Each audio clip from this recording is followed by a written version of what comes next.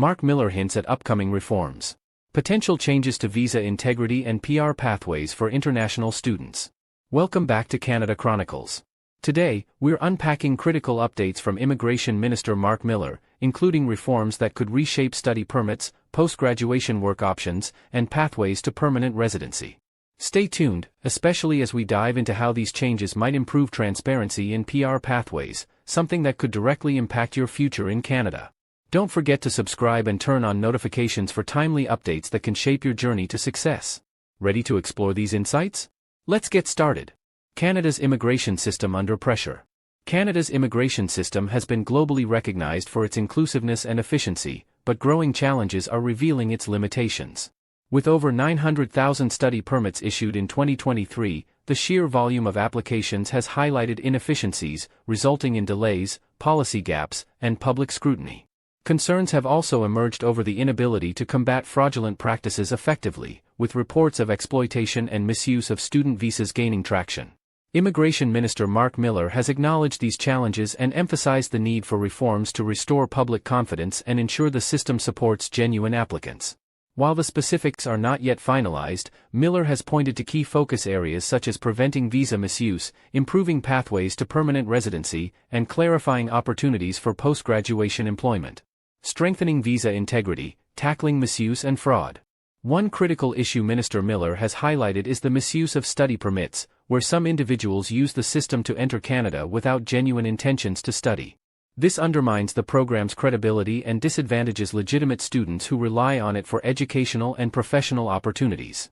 Future reforms could include stricter eligibility criteria for study permits. This might involve enhanced scrutiny of academic credentials, financial documentation, and ties to applicants' home countries. These measures aim to ensure that only committed students can access the program. Institutions hosting international students may also face stricter oversight. Some designated learning institutions have disproportionately high dropout rates among their international student populations, raising red flags about their compliance. Audits, penalties, or even the revocation of their ability to enroll international students could become part of the reforms. Additionally, Miller has hinted at tackling fraud at its source. Many students fall prey to unethical consultants who provide false promises and forged documents.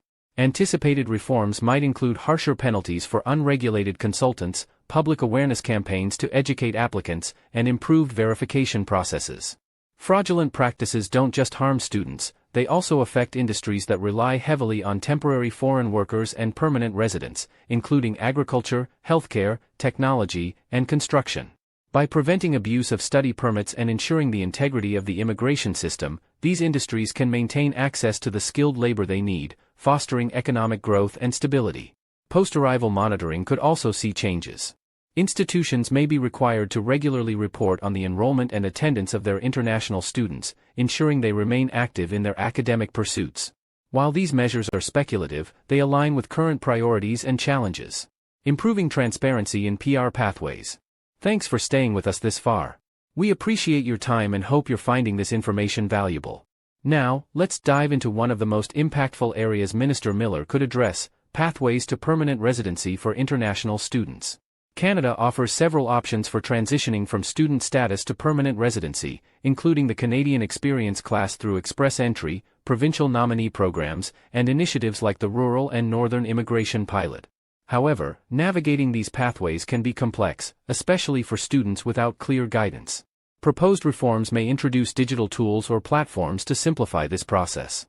Such tools could provide students with customized PR pathways based on their education, work experience, and language proficiency, helping them make informed decisions.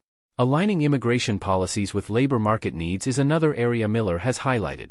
Graduates in industries such as healthcare, technology, and engineering could receive prioritization, addressing labor shortages while rewarding students for their contributions to critical sectors. Expanding regional immigration programs is also a likely reform. Initiatives like the Rural and Northern Immigration Pilot could be scaled to encourage settlement in smaller communities, distributing the benefits of immigration more evenly and relieving pressure on larger urban centers. One additional reform that could bring significant benefits is improving the predictability of application outcomes. Many students experience uncertainty about their eligibility or competitiveness for permanent residency, leading to frustration and wasted resources.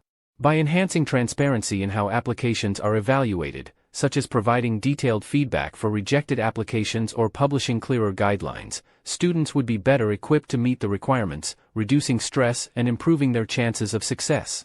Lastly, easing requirements under the Canadian Experience class could address challenges faced by international students in securing skilled work. For example, reducing the work experience threshold or recognizing volunteer and part-time work in relevant fields might make PR more accessible. Revisiting the Post-Graduation Work Permit Program. The Post-Graduation Work Permit Program is crucial for international students, allowing them to gain Canadian work experience, a key criterion for many PR pathways. However, challenges within the program may be addressed in the upcoming reforms. One possibility is automatic extensions for expiring work permits, providing students with stability as they await their PR applications. This would reduce uncertainty and prevent disruptions in employment. Work permits could also be tied to regional labor market goals. Graduates who study or work in provinces with labor shortages or rural areas may receive extended permits or additional benefits, encouraging them to settle where they are most needed. Streamlining the renewal process for PGWPs is another likely focus. Currently, delays and complex paperwork create barriers for students trying to maintain their legal status. Simplified procedures would ensure smoother transitions from student to worker and, eventually, to permanent resident. Another reform could involve incentivizing employers to hire international graduates by offering targeted support, such as subsidies or streamlined employer compliance procedures.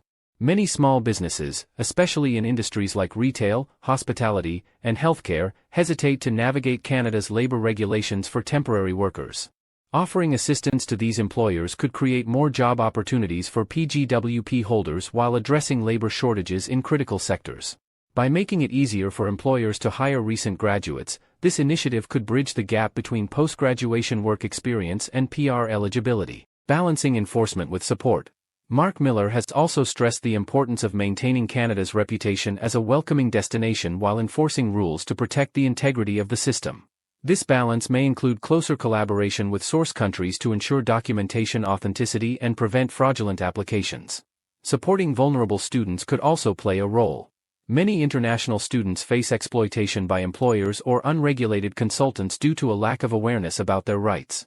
The government may introduce legal aid services, dedicated hotlines, and whistleblower protections to help students in these situations. Educational campaigns about visa requirements, PR pathways, and fraud prevention are another likely area of focus. Empowering students with accurate information can help them navigate the system confidently and avoid falling victim to scams. Another important consideration could involve creating a streamlined reporting system for students facing exploitation or fraud. A centralized, user-friendly platform could allow students to report issues anonymously while connecting them to immediate resources such as legal counsel or advocacy groups. This would not only provide relief for affected individuals but also enable the government to track patterns of abuse and respond with targeted regulatory action. By addressing these challenges proactively, Canada could reinforce its commitment to safeguarding international students while maintaining the integrity of its immigration framework. Challenges to implementation. While these reforms aim to improve Canada's immigration system, challenges remain. Stricter visa requirements could unintentionally deter talented individuals from applying, particularly those from disadvantaged backgrounds. Regional policies, while addressing labor shortages, may create disparities in benefits between rural and urban areas. Implementing these changes will require collaboration across multiple stakeholders, including educational institutions, provincial governments, and Immigration, Refugees and Citizenship Canada. Ensuring these entities work seamlessly together will be critical to the success of these reforms. The path forward. Marc Miller's hints at upcoming reforms signal a transformative period for Canada's immigration system. By addressing inefficiencies, preventing misuse, and supporting genuine applicants, these changes could reinforce Canada's position as a global leader in education and skilled migration. For international students, the proposed reforms may bring greater clarity and fairness, ensuring smoother transitions from temporary resident to permanent resident. As these changes unfold, staying informed and proactive will be crucial to making the most of these opportunities. That wraps up today's video. If you found this information helpful, make sure to give us a thumbs up, and don't forget to subscribe to Canada Chronicles for more updates on Canada's immigration policies and pathways. Hit the notification bell so you're the first to know about breaking news, expert tips, and everything you need to succeed in your journey to Canada. Thanks for watching, and we'll catch you in the next video. Until then, stay informed and keep working toward your dreams. Take care.